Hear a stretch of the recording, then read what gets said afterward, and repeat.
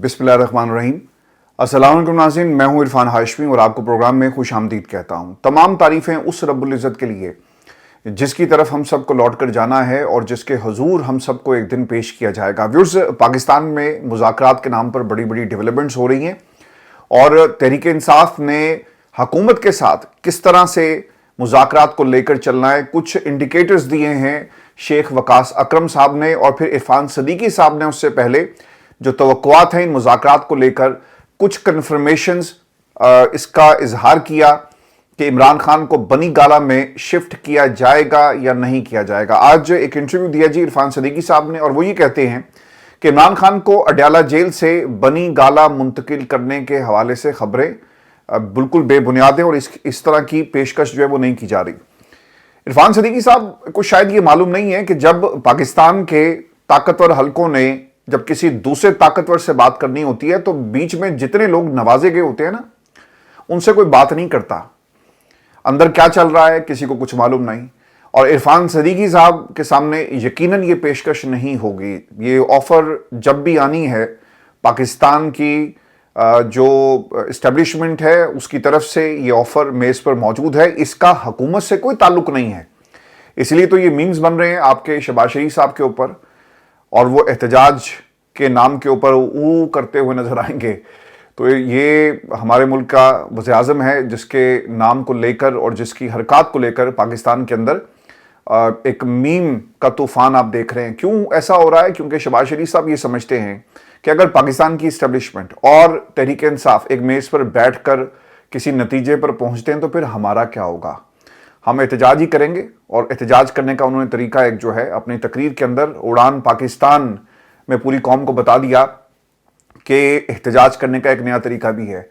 फिर वो ये भी कहते हैं कि मुज़ाकरात के जरिए आगे बढ़ने की सोच जन्म ले चुकी है तो अच्छी बात है। कल पाकिस्तान तहरीक इंसाफ के साथ मुतालबात जो हमारी नशिस्त होगी पता चल जाएगा कि दूसरी तरफ से मिजाज क्या है और हम इसे तस्लीम भी कर सकते हैं या नहीं कर सकते। और फिर से एक बात आप याद रखिएगा, ये मुज़ाकरात 2 घंटे चलें, 2 दिन चलें, 2 महीने चलें, 2 साल चलें, इसका नतीजा कुछ नहीं निकलना। ये सिर्फ वक्त गुजारने का एक बहाना है और तहरीक इंसाफ को अंगेज किया हुआ है कि ये कहीं जिस मेज़ के ऊपर बैठे हैं वहां से कोई ब्रेक थ्रू ना हो जाए। कम से कम हमारे साथ बैठेंगे तो हम इन्हें अंगेज तो कर सकेंगे और हमारे जरिए अगर पाकिस्तान के ताकतवर हलकों तक कोई पैगाम जाए तो बिल्कुल ठीक है। तो आपने भी अपनी राय का इजहार करना है। आप क्या समझते हैं कि ये मुज़ाकरात किसी नतीजे पर पहुंचेंगे या नहीं पहुंचेंगे। व्यूअर्स, इरफान सदीकी साहब पाकिस्तान तहरीक इंसाफ के मुतालबात की बात कर रहे हैं।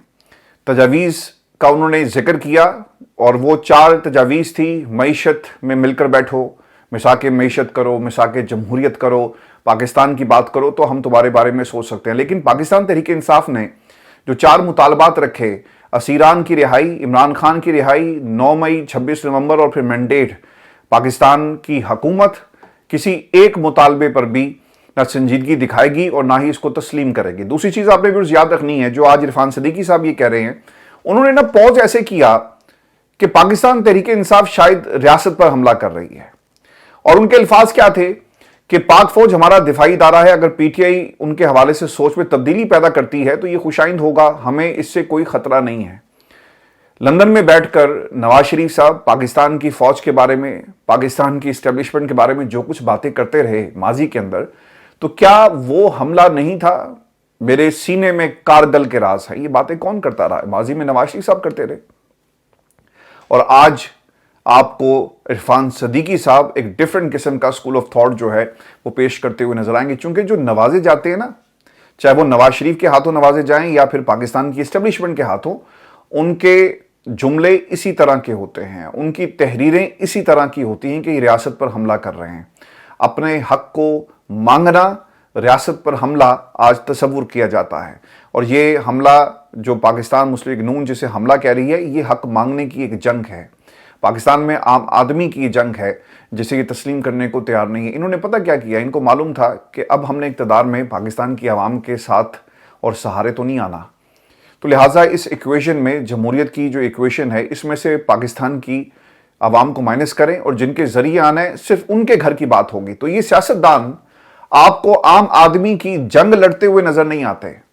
ये तमाम जितने भी बीरबल हैं, जितने भी पाकिस्तान के अंदर सियासत और जमहूरियत के मुहाफिज हैं, प्यादे हैं, इनको जो मर्जी आप नाम दें, ये खड़े होकर किसी एक खास घर की रखवाली आपको करते हुए नजर आएंगे। क्योंकि जमहूरियत जिसकी दरो दीवार, जिस महल में इनको बिठाया गया, उसकी दरो दीवार से आपको लगता है कि शायद ये जमहूरी पैलेस है, लेकिन अंदर आपको डिक्टेटरशिप और आमिराना किस्म के फैसले उस महल में से होते हुए नजर आएंगे, जिनके बाहर इस किस्म के दरबारी जो है वो खड़े हुए हैं। ये अल्फाज बहुत ज़्यादा सख्त हैं, लेकिन व्यूअर्स ये तर्जुमानी करते हैं उन पाकिस्तानियों की जो कुछ कहना चाहते हैं। वो पाकिस्तानी जो रोजाना हकीकी आज़ादी की जंग जो है वो लड़ रहे हैं, वो आम पाकिस्तानी जो रोजाना की बुनियाद पर रोजगार की तलाश में ये जंग लड़ रहे हैं, वो बच्चे जो अपने मुस्तकबिल की तलाश में ये जंग लड़ रहे हैं, वो मेहनत कश जो इस हुकूमत की तरफ देखता है कि कब उसके दिन बदलेंगे, लेकिन यहां पर इन हुक्मरानों के बच्चों के दिन बदल जाते हैं और फिर गरीब आदमी के लिए सिर्फ दिन बदलते हैं, तारीख बदलती है, लेकिन उसके हालात नहीं बदलते। पाक फौज पाकिस्तान का इदारा है और इसका ऑब्वियसली इस पे क्रिटिसिज्म, ये जब जमहूरियत के अंदर शब-खून मारा जाता है ना, तो कुछ लोगों पर तनकीद होती है। इस इदारे पर कोई तनकीद नहीं कर रहा और ना ही करनी चाहिए। दिफाए वतन के अंदर जो इनकी कुर्बानियां हैं, इसे कोई फरामोश नहीं कर सकता, लेकिन ये सोच कि जमहूरियत के अंदर इन लोगों का जो किरदार है, इस पर हमेशा तनकीद होगी और इस तनकीद को कोई रोक नहीं सकता। फिर आपको इसी तरह के इरफान सदीकी जैसे लोग जो हैं, जो सियासी बयानियां लिखने और बनाने के लिए मैदान में उतारे जाते हैं। शेख वकास अकरम साहब ने जी इनका जवाब दिया, क्योंकि हुकूमत ये समझती है कि यार कम अज़ कम हमें गारंटी दे दे और पाकिस्तान की ताकतवर हल्के गारंटी दे दें कि बिलावल को आप नहीं लेकर आएंगे। दूसरी तरफ वो अपनी ओपोजिशन के जितने भी भाई इनके सियासतदान हैं, उनसे ही मुतालबा कर रहे हैं कि तुम्हारी बड़ी मेहरबानी। यानी हुकूमत ने मईशत को ठीक करने के लिए जो कर्ज मांगना शुरू किया, यानी मांगते मांगते अब दुनिया में जहां ये डॉलर मांग रहे थे, अब ये वक्त भी मांगना इन्होंने शुरू कर दिया है और ये ऑपोजिशन से ये वक्त मांग रहे हैं। इसका जवाब शेख वकास अकरम साहब ने दे दिया कि कोई गारंटी नहीं है कि 2029 तक हम आपके खिलाफ कोई तहरीक नहीं चलाएंगे। सर, ये हुकूमत एक मिनट नहीं चलनी चाहिए, यानी निज़ाम 2029 तक चलने की गारंटी हम नहीं दे सकते, ये शेख वकास साहब कह रहे हैं। आप 2029 की बात करते हैं। सर, ये एक लम्हा भी मजीद ये निज़ाम कायम रहा जिसपे पाकिस्तान की आवाम नहीं है, सिर्फ पाकिस्तान में ताकतवर हल्के और हुकूमत और उनका घराना आपको नजर आएगा, तो ये निज़ाम पाकिस्तान को मजीद खोखला कर देगा। पिछले 3 वर्षों में क्या हमें कामयाबी मिली? किसी मैदान में कोई कामयाबी आप बता दें, माँ सवाए इसके कि उन्होंने फीते काटे हों, तख्तियां लगाई हों और पाकिस्तान के लिए कुछ किया हो? कहीं पर कोई कामयाबी हमें नजर आए? अगर इनकी कामयाबियों को भी आप गौर से देखें ना, तो पता ही चलता है कि ये कर्ज मांगने और फिर कर्ज हासिल करने और कर्ज देने को कामयाबी करार देते हैं। ये इनकी कामयाबी है, ये इनकी क्रेडिबिलिटी है जो पाकिस्तान के सामने ये पेश रोजाना की बुनियाद पर करते हैं। फिर दूसरी चीज उन्होंने कही कि मुज़ाकरात के हवाले से हामिद रज़ा साहब, वज़ीर-ए-आज़म से पूछा जाए कि मिसाक मईशत पर कैसे बात की जाए और उन्हें खुद भी पता नहीं होगा। देखें, ये होता क्या है, जब अपनी रेलिवेंसी और रेलिवेंट रहने के लिए ये नवाज शरीफ साहब हों या शहबाज शरीफ हों बयान देते हैं, अगर आप इनसे कोई रोड मैप मांगेंगे ना तो इनके पास नहीं होगा। पिछले 40 वर्षों से जब से इनकी हुकूमतें इस मुल्क के अंदर हैं, कभी कोई रोड मैप इन्होंने दिया? आज भी अगर हम नवाज शरीफ को टीवी पर इंडिपेंडेंट सहाफियों के सामने बैठा दें तो वो अपने 40 सालों का दिफा नहीं कर सकेंगे। वो अपनी जो 3 दफा प्राइम मिनिस्टरशिप जो उनको मिली और बड़े फख्र से ये कहते हैं कि कायद आज़म के बाद अगर इस मुल्क के अंदर कोई लीडर आया तो वो नवाज शरीफ था, जिसके पास ये एजाज है कि 3 दफा की उसके पास प्राइम मिनिस्टरशिप, उसको प्राइम मिनिस्टर बनाया गया। तो वो अपने 3 अदवार का दिफा नहीं कर सकते कि हमारी मईशत के लिए इन्होंने क्या किया, पाकिस्तान की जमहूरियत के लिए क्या किया, इनके ताल्लुकात किस किस जर्नैल के साथ थे, पाकिस्तान की सियासत के अंदर इनका जो बाकायदा तौर पे एडवेंट होता है और जिस तरह से ये पाकिस्तान में सियासत के उफक पर उभरे, तो वो कहां से हुआ, किसकी मरहूने मिन्नत ये इनकी एंट्री हुई, इसको भी वो दिफा इसका नहीं कर सकेंगे। और हमें बताया जाता है कि देखो पाकिस्तान के अंदर इमरान खान ने 3 वर्षों में इस मुल्क का बेड़ा गर्क कर दिया। ये अपने 40 सालों के 40 दिनों को भी दिफा अगर इनको कहा जाए ना कि आप करें, ये नहीं कर सकते। और आप बात कर रहे हैं कि ये रोड मैप देंगे, रोड मैप इनके पास कोई नहीं है। इनके पास एक रोड मैप है कि किसी तरह 5 साल पूरे करें और तारीख में इनका नाम जो है वो लिखा जाए कि बड़ा भाई 3 साल हुकूमत की, छोटे भाई ने 2 दफा प्राइम मिनिस्टर बना और तीसरी की कोशिशों में वो लगा हुआ था, और यही इनकी काविशें हैं और यही इनकी कोशिश है। फिर दूसरी चीज उन्होंने ये भी कही कि मुज़ाकरात का दूसरा दौर और میں میاں صاحب کو سنجیدہ نہیں لیتا. ان کا بیان تو دور کی بات ہے, وزیر اعظم نے میڈیا کی توجہ حاصل کرنے کے لیے اس قسم کی باتیں کہی ہیں. ویورز, آج قومی اسمبلی میں یہ جو کمیٹی, کانسٹیٹیوشن کمیٹی روم ہے, یہاں پہ مذاکرات ہو رہے ہیں, تو دیکھ لیجئے گا کچھ ہی گھنٹوں کے بعد آپ کو پتہ لگ جائے گا کہ پاکستان کے اندر حکومت کتنی سنجیدہ ہے اور پاکستان تحریک انصاف کے لوگ کتنے سنجیدہ ہیں ان مذاکرات کو لے کر. دوسری چیز, خواجہ آصف صاحب کی جی ایک پوری, آج ہم نے جو اصل ان کی شکل تھی وہ دیکھی پاکستان کے میڈیا پر. ایک انٹرویو, کافی دنوں سے ان کی ایک سٹیٹمنٹ چل رہی تھی کہ یہ محمود غزنوی والا جو معاملہ ہے اور غزنوی میزائل کو لے کر انہوں نے ایک میزائل حملہ کیا. اپنے ہی وزیر دفاع نے اپنے ہی میزائلوں کے اوپر حملہ کیا ہے, اور ان کی اس سٹیٹمنٹ کو لے کر پاکستان میں بہت سارے صحافی ان کو آئینہ دکھا رہے ہیں, اور آج انہیں ٹیلی ویژن پر حامد میر صاحب نے بٹھایا اور تمام سوالات ان سے پوچھے غزنوی میزائل کے حوالے سے. جو پہلا سوال ان سے ہوا, خواجہ آصف صاحب نے اس کا کیا جواب دیا؟ پہلی وہ سٹیٹمنٹ یہ دیتے ہیں کہ سیاسی لڑائی سیاست سے لڑیں لیکن ریاست پر حملہ آور نہ ہو. بالکل ٹھیک ہے, یہ بات باؤجی کو بھی سمجھائے نا, یہ بات خواجہ صاحب آپ کو بھی یاد ہونی چاہیے کہ یہ نہیں ہو سکتا کہ جب آپ کو نظریہ ضرورت کے تحت خیال آئے کہ ہم کہیں کہ 71 کی جنگ میں 65 کی جنگ ہاری اور پھر کارگل میں کیا کر کے آئے, اور پھر یہاں پر کھڑے ہو کر جو چھاتی ہے وہ تان کر تمغے لگا کر ہمارے سے جو ڈیفنس بجٹ ہے وہ مانگتے ہیں. یہ میرے الفاظ تو نہیں ہے, یہ آپ کے ملک کا وزیر دفاع ہے. اچھا, پاکستان کی اسٹیبلشمنٹ کا بھی ایک مسئلہ ہے. ہر دور میں ہر جو روح رواں ہوتا ہے وہ ایسے کرداروں کو سپورٹ کرتا ہے یا ان کے خلاف ہوتا ہے, ایسا ہی ہوتا ہے نا. تو خواجہ صاحب جو ماضی میں باتیں کہتے رہے, تو اس وقت جو روح رواں تھے ان کے لیے شاید یہ باتیں ان کے لیے کہی گئی. بعد میں آنے والوں کو شاید اس بات کا خیال ہی نہیں تھا, اور نہ ہی وہ چاہتے ہیں کہ اس کو کھولا جائے, اس چیپٹر کو اوپن کیا جائے. خواجہ صاحب نے ماضی میں بات کہی تو وہ بطور انسٹیٹیوشن ایسی باتوں پر دھیان نہیں دیتے. یہ ان کا مسئلہ ہے, یہ بہت بڑا مسئلہ ہے. اگر خواجہ آصف نے یہ باتیں ماضی میں کہی تھی تو اس کو تو بین ہو جانا چاہیے, لیکن شاید یہ سٹیٹمنٹس پاکستان کی موجودہ اسٹیبلشمنٹ کے لیے قابل قبول ہیں. اور آج چونکہ انہوں نے سٹیٹمنٹس بدل لی ہیں اور وہ یہ کہہ رہے ہیں کہ سیاسی لڑائی سیاست سے لڑیں لیکن ریاست پر حملہ آور نہ ہو. حقیقی آزادی کی جنگ اور اپنے حقوق کی بات کرنا یہ ریاست پر حملہ نہیں ہے. ہاں, کچھ لوگ ایسے ضرور ہیں جو آپ کو پاکستان تحریک انصاف کا لبادہ اوڑھ کر ریاست پر حملہ کرتے ہوئے نظر آئیں گے, کیونکہ ان کے مقاصد کچھ اور ہیں اور یہ اپنی گائیڈ لائن کہیں اور سے لیتے ہیں. تو یہ بات اس حد تک ضرور صحیح ہے. پھر انہوں نے کہا کہ 9 مئی 29 نومبر کو ریاست کے گریبان پر ہاتھ ڈالا گیا. ہمارے بھی اسٹیبلشمنٹ سے اختلافات رہے لیکن کبھی ریاست مخالف اقدامات نہیں اٹھائے. میں نے جیسے پہلے بھی آپ کو کہا کہ اگر ایاز صادی کی اسٹیٹمنٹ جنرل باجوہ کے حوالے سے اٹھا کر دیکھی جائے, اور پھر پاکستان اس وقت جی آمنے سامنے تھا انڈیا کے ساتھ, اور انڈیا نے ہمارے گھر میں گھسنے کی کوشش کی, ہم نے اس کو مار کر بھگا دیا, تو اور ہم نے اس کے پائلٹ کو پکڑ لیا. تو اس سے زیادہ ہماری سالمیت خطرے میں کیا تھی, اور سالمیت پر جو حملہ کیا گیا, اللہ تعالیٰ پاکستان کو محفوظ رکھے. تو اس وقت ایاز صادق صاحب کیا کہہ رہے تھے؟ یہ باتیں آپ کو بار بار بتانے کا مقصد یہ ہے کہ لوگ اپنے ماضی کو نا ریکنسٹرکٹ کر لیتے ہیں کہ جناب ہم تو شروع سے ایسے ہیں, ہم نے تو کبھی بھی ریاست پر حملہ نہیں کیا. اور یہ سوٹ کرتا ہے, چاہے وہ پاکستان کی اسٹیبلشمنٹ ہو یا پاکستان کی حکومت ہو, وہ وقت پڑنے پر کوئی بھی اسٹیٹمنٹ جو ہے وہ دیتے ہیں اور ایسے ہی لوگوں کو استعمال کیا جاتا ہے بطور ادارہ. خواجہ آصف کے جو بیانات ہیں ماضی کے, پھر تو ان کو چھوڑنا ہی نہیں چاہیے, لیکن شاید آج یہ ایکسیپٹیبلٹی ہے ان کی خواجہ آصف کی موجودہ نظام میں اور پاکستان کی اسٹیبلشمنٹ کے, ہاں کہ انہیں کوئی پوچھتا نہیں ہے جو یہ باتیں کر رہے ہیں. غزنوی کے اوپر انہوں نے جو باتیں کی ہیں وہ بھی میں آپ کے سامنے رکھ دیتا ہوں. اور جو لوگ طالبان کے حوالے سے ایک نیریٹو بنا رہے تھے ان میں خواجہ آصف بھی شامل ہیں کہ طالبان 40 سے 50 ہزار لوگوں کو یہاں پر لایا گیا اور سارا انہوں نے ملبہ جو ہے وہ عمران خان پر ڈال دیا. عمران خان یہ سمجھتے ہیں, اور آپ نے اسے امریکہ کے تناظر میں اس بات کو دیکھنا ہے کہ جنگ کسی بھی چیز کا حل نہیں ہوتی. آپ لڑتے رہیں گے نا, گولیاں چلتی رہیں گی, حملے ہوتے رہیں گے, لوگ مریں گے. ابھی ایک کرم میں ہمارے ہی بھائی شہید ہوئے نا دونوں طرف سے, تو کیا ہوا ہے وہاں پہ؟ الٹیمیٹلی آپ کو صلح کی طرف آنا پڑا. یہی طریقہ تھا. افغانستان کے اندر امریکہ 20 سال تک رہا لیکن وہ اس جنگ کو جیت نہیں سکے, بالآخر ان کو وہاں سے بھاگنا پڑا. تو پاکستان کس طرح سے یہ جنگ جیت سکتا تھا؟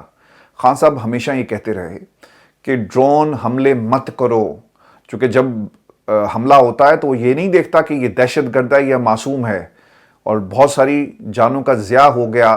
اور جب وہ بچے جو بچ گئے ان حملوں کے اندر, ان کے دلوں میں کیا ہوگا؟ نفرت ہوگی نا. وہ بڑے ہوں گے نفرت بھی ان کے ساتھ بڑی ہوتی ہے. تو خواجہ آصف نے یہ جو طالبان والا چیپٹر ہے یہ بھی عمران خان پر ڈال دیا اور کہا کہ عمران خان کی وجہ سے ہوا. ان لوگوں سے کوئی سوال نہیں کرتا جن کی وجہ سے یہ تمام فیصلے ہوئے اور جو اس وقت پاکستان میں آپ کو نہیں ملیں گے. سیاستدان کیونکہ پاکستان میں ہے آپ اس کے ساتھ جو مرضی کریں, اور عمران خان کیونکہ جیل میں ہے تو آپ یہ سمجھتے ہیں کہ یہ آپ کا قومی فریضہ ہے کہ آپ عمران خان کو ہر چیز کا ذمہ دار ٹھہرائیں. 3 برسوں میں آپ کی حکومت تھی نا, اس سے پہلے بھی آپ کی حکومت تھی, پالیسیز ٹھیک کر لیتے, لیکن پالیسیز کو ٹھیک نہیں کیا گیا. اور اس قسم کے بیانات آپ کو آج بھی مل رہے ہیں اور یہ بیانات اسی طرح ملتے رہیں گے کیونکہ یہ خود شامل ہوتے ہیں ایسے فیصلوں کے اندر. اور جب یہ فیصلے ہو رہے ہوتے ہیں نا تو یہ رکتے نہیں ہیں. یہ سیاست کو خیر بات نہیں کہتے. کوئی اصولی موقف لے کے کھڑا نہیں ہوتا کہ جناب ہمیں ایسی سیاست نہیں کرنی. یہ صرف اپنے مفادات کو دیکھتے ہیں. خواجہ آصف صاحب کے بارے میں سہیل بڑائچ صاحب یہ کہتے ہیں کہ جناب انہوں نے بڑی کتابیں پڑھی ہیں. اور محمود غزنوی والا جو ایپیسوڈ پاکستان کے اندر ہوا, یعنی ہمارا میزائل اور ہمارا وزیر دفاع اسی پر خود حملہ آور ہو گیا ہے. جسٹ امیجن کریں ہمارے ڈیفنس منسٹر کی سٹیٹمنٹ, جس کے ٹیکنیکلی اور کانسٹیٹیوشنلی اگر دیکھا جائے جس کے انڈر پوری پاک فوج ہے اور پورا یہ جو ہمارا دفاع کا معاملہ ہے سارا اس کے انڈر آتا ہے, وہ یہ سٹیٹمنٹ دے رہا ہے اپنے میزائل کے حوالے سے کہ جناب دیکھیں محمود غزنوی تو لٹیرا تھا. اور پھر اس کے اوپر آج حامد میر صاحب نے ان کو بلا لیا پروگرام کے اندر اور کہا کہ آپ نے یہ سٹیٹمنٹ جاری کی, کیا آپ نے تاریخ کو پڑھا ہے؟ تو انہوں نے پھر کچھ کتابوں کے حوالے دیے ہیں. اچھا, اب خواجہ آصف کے اس بیان کے بعد جو سچویشن پیدا ہوئی اور ہسٹری کو کس طرح مسخ کیا جا رہا ہے اور اس ہسٹری کے اوپر ریلائی کیا جا رہا ہے جو پاکستان کے کسی اسکالر نے نہیں لکھی, اس خطے کے کسی بیٹے نے نہیں لکھی, بلکہ بھارت میں بیٹھی ہوئی خاتون نے لکھی جس کا وہ حوالہ دیتے ہیں. اور پھر وہ یہ کہتے ہیں کہ دیکھیں جی وہ آکسفورڈ یونیورسٹی میں بھی لیکچرز, اور انہوں نے اس قسم کی ایک تمہید بانی. اب جو ان سے سوال کیا گیا کہ پاکستان کے میزائلوں کو غزنوی, عبدالی اور غوری کے نام دینے کی وجہ یہ تھی کہ دنیا کو بتایا جائے کہ ہمارے میزائل پروگرام کا تعلق انڈیا سے ہے اور ہمارا کوئی ٹارگٹ نہیں ہے. چونکہ وہاں پر ہو یہ رہا تھا نا کہ وہ میزائل پروگرام لانچ کرتے تھے تو ادھر سے ہم بھی لانچ کر رہے تھے, تو اس تناظر میں انہوں نے یہ بات کی ہے. لیکن سر مسئلہ یہ ہے کہ جب آپ یہ کہتے ہیں نا کہ محمود غزنوی نے 17 حملے کیے اور وہ لٹیرا تھا اور یہاں پر آ کر چکر لگا کر جاتا تھا, تو آپ کا موقف کمزور ہو جاتا ہے اور آپ بینگ اے ڈیفنس منسٹر اسے کس طرح سے اس کو جسٹیفائی کریں گے. آپ نے حوالہ یہ دیا کہ بھارتی تاریخ دان رومیلا تھاپڑ نے اپنی کتاب سومناتھ میں لکھا کہ محمود غزنوی کو سب سے پہلے 1842 میں انگریزوں نے لٹیرا قرار دیا. انہوں نے الزام لگایا کہ اس کے مزار کے دروازے سومناتھ کے مندر سے چرائے گئے, دروازے اکھاڑ کر ہندوستان لائے گئے, اور تو پتہ چلا کہ ان دروازوں کا سومناتھ سے کوئی تعلق نہیں. بھائی کبھی تاریخ کو ذرا غور سے پڑھ لیتے, کبھی اس کا اثر بھی اپنے اوپر لیتے. اس برے صغیر کی تاریخ کیا ہے؟ انگریز تو لٹیرا تھا نا, سونے کی چڑیا برے صغیر سمجھ کر وہ یہاں پر آیا, اور پھر دیکھتے دیکھتے جو ایسٹ انڈیا کمپنی جس طرح سے اس کو اسٹیبلش کیا گیا وہ یہاں کے راجہ بن بیٹھے اور برے صغیر کو آپ نے تباہ و برباد کر دیا. سب چیزیں یہاں سے اکھاڑ کر آپ برٹش میوزیم میں, خواجہ صاحب جب آپ نیکسٹ ٹائم آئیں گے آپ کو لے کر جائیں گے, دکھائیں گے کہ ہمارا جو اثاثہ تھا, یعنی اس برے صغیر میں جو کچھ یہ چرا کر لے کر آئے وہ اصل میں تھا کیا کیا. ایک انگریز نے کہہ دیا اور آپ اس کی بات کو مان رہے ہیں, اور انگریزوں نے 1842 میں محمود غزنوی کو لٹیرا قرار دیا تو آپ اس کے اوپر ایک طرح سے ہاں کرتے ہیں. انگریزوں نے تو جنگ لڑی ٹیپو سلطان سے بھی, اسے شہید کیا, تو اب ہم کیا کہیں کہ وہ ٹیپو سلطان کو جو شہید کیا گیا وہ بالکل ٹھیک تھا. جو شہادتیں 1857 کے اندر جو جنگ آزادی کے اندر ہوئی, تو کیا ان شہادتوں کو ہم کہیں کہ انگریز نے بالکل ٹھیک کیا؟ تو آپ کس طرف کھڑے ہیں؟ اور یہ کتابیں پڑھنے سے شاید عقل کا کوئی چیپٹر بھی آپ پڑھ لیتے تو آپ کے لیے بہت بہتر ہوتا. اور بینگ اے ڈیفنس منسٹر آپ یہ تمام باتیں کر رہے ہیں. پھر انہوں نے ایک اور چیز کہی, میں اس کے اوپر اتنی بات بھی لمبی نہ کرتا کیونکہ آپ کا ڈیفنس منسٹر ہے اور اسے جب وہ بات کرے گا تو اس کا اثر آپ کی پالیسی پر پڑتا ہے. یقیناً انڈیا کے اندر ہمارے اس ڈیفنس منسٹر کی سٹیٹمنٹس کو لے کر جب سے انہوں نے یہ جو غزنوی میزائل کے حوالے سے باتیں کی ہیں اس کے اوپر ایک طوفان ضرور آیا ہوگا. اور پھر اگر محمود غزنوی واقعی لٹیرا تھا تو پھر پاکستان نے اپنے ایٹمی میزائل کا نام غزنوی میزائل کیوں رکھا؟ یہ ان سے سوال کیا گیا. پھر میں ارشاد عارف صاحب کی کچھ میں نے گفتگو جو انہوں نے ٹویٹ بھی کی ہے وہ بھی میں آپ کے ساتھ شیئر کر دیتا ہوں, چونکہ یہ پیغام لوگوں تک پہنچائیں کہ یہ لوگ کس کو, یعنی تاریخ کو کس طرح مسخ کر رہے ہیں. اور انہوں نے ایک طرح سے یہ ہماری جو دینی تعلیمات ہے اور ہمارے صوفیہ کرام کی اس خطے کے اندر جو جو کوششیں تھی اسلام کو پھیلانے کے حوالے سے، اس کے اوپر حملہ کیا. کہاں ہیں پاکستان کے علماء کرام؟ انہیں بولنا چاہیے لیکن کوئی نہیں بولے گا. جب ان کے گھر پر بات آتی ہے نا تو آپ کو تمام لوگ جو ہے نا دھرنے دیتے ہوئے کراچی کی شاہراہوں پر نظر آئیں گے، لیکن جب آپ کی تاریخ کو اور اسلامی تاریخ کو اور علماء کرام جنہوں نے واقعی اس خطے میں اسلام پھیلانے کے لیے کوششیں کی، اس کے دفاع کے لیے کوئی کھڑا نہیں ہو رہا. حضرت داتا علی حجویری کا تعلق بھی غزنی سے تھا. وہ محمود غزنوی کے سامنے وہ ہندو علماء کے ساتھ مباحثے کیا کرتے. پھر وہ محمود کے بیٹے مسعود غزنوی کے دور میں لاہور آ گئے اور یہاں اسلام پھیلایا. کیا کسی لٹیرے کے حکمران کے ساتھ اتنے بڑے بزرگ کا تعلق ہو سکتا ہے؟ یہ اس کا جواب ہے آپ کے پاس نہیں ہوگا.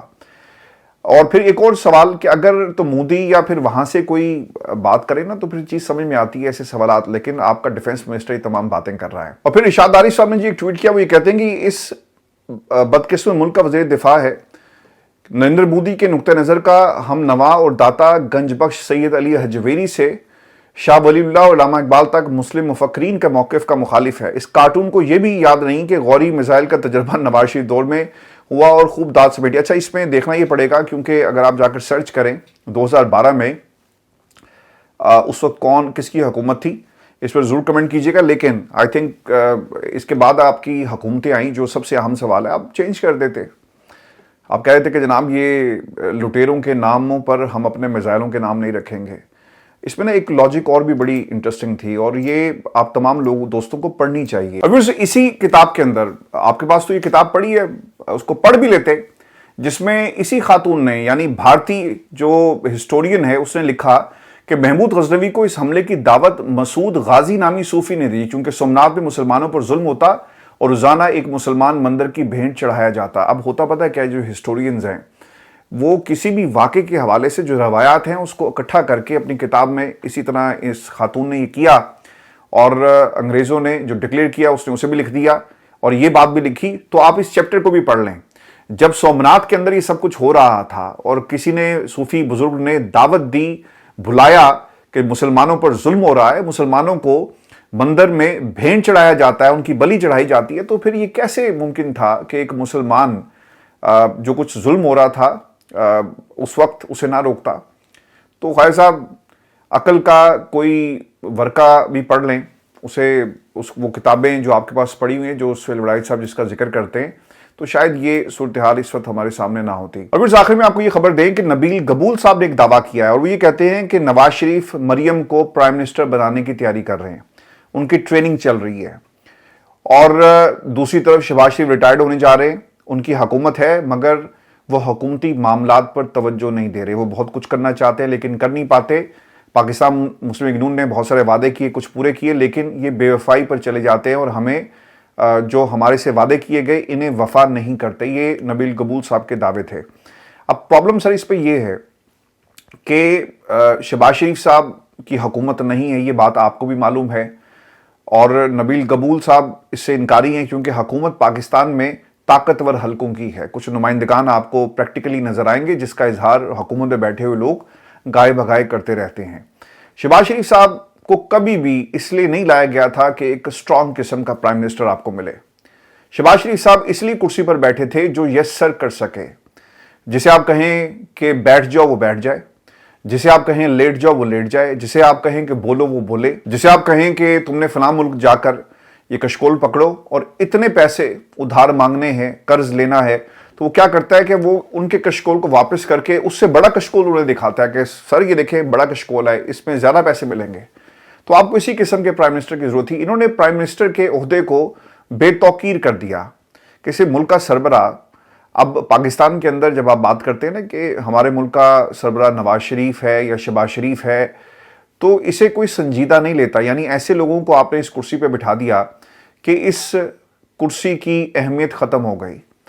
اور جو جیل میں بیٹھا ہوا ہے نا، جو دلوں کا وزیر اعظم ہے، جو دلوں کا سلطان ہے، جو دلوں کا حکمران ہے، وہ ہے عمران خان. تو آپ اس کو کیسے کاؤنٹر کریں گے؟ آپ نہیں کر سکتے. تو نبیل گبول شہباز شریف کی ریٹائرمنٹ کا دعویٰ کر رہے ہیں اور دوسری طرف مریم کو پرائم منسٹر کے لیے تیار کیا جا رہا ہے. جسٹ امیجن کریں وہ دن کیا ہوگا جب پاکستان کی وزیر اعظم نواز شریف کی بیٹی مریم کو بنا دیا جائے گا، اور پاکستان کے لیے وہ کتنا بڑا سہانے کا دن ہوگا. اس پہ ضرور کمنٹ کیجیے گا اور آخر میں ایک چیز میرے ذہن میں آئی بات کرتے ہوئے آپ سے کہ خواجہ صاحب نے بہت ساری کتابیں پڑھی ہیں. 1971 میں جو کچھ ہوا اس پر جو لکھی گئی کتابیں ان کو بھی پڑھیں اور بتائیں قوم کو کہ سچ کیا ہے, کیونکہ آپ کو سوٹ نہیں کرتا نا, اور آپ کو سوٹ جو کرتا تھا آپ صرف اتنی بات کرتے ہیں.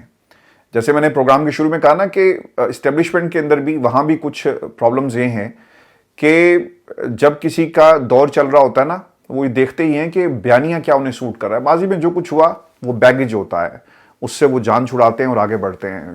جو خواجہ آصف کے ماضی کے بیانات ہیں کبھی کسی نے اس کے اوپر تنقید نہیں کی اور نہ ہی ان کو کوئی جواب ملا, اور آپ دیکھ لیں آج وہ کہاں بیٹھے ہوئے ہیں. یہ اس کی دلیل ہے کہ ایکسیپٹیبلٹی ہے ان کے ماضی کے بیانات کی, اور آج وہ پاکستان کے میزائل پروگرام کے اوپر انہوں نے ایک حملہ کیا. اب اس کے اوپر بھی شاید کہیں نہ کہیں ایکسیپٹیبلٹی ہے. ناموں پر کسی نے سوچا ہوگا نا یار ناموں میں کیا رکھا ہے, یہاں پر تو صرف غزنوی پر تنقید ہو رہی ہے نا, محمود غزنوی پر کر ہی جاؤ, اس کے کسی خاندان کے فرد نے کون سا آ کر ہمارے اوپر کیس کر دینا یا ہمارے اوپر دوبارہ سے حملہ آور ہو جائے گا, تو لہٰذا فرق نہیں پڑتا. ورز اپنے کمنٹ ضرور بھیجیے گا اس پورے جو ایپیسوڈ ہے محمود غزنوی والا اس پر, اور پھر اس ملک کی اگر وزیر اعظم مریم ہوگی تو پھر اس سانحے کو آپ کیا نام دیں گے اور کیا ایسا آپ کو ہوتا ہوا نظر آ رہا ہے. اپنا خیال رکھیے گا, اجازت دیجیے, اللہ حافظ.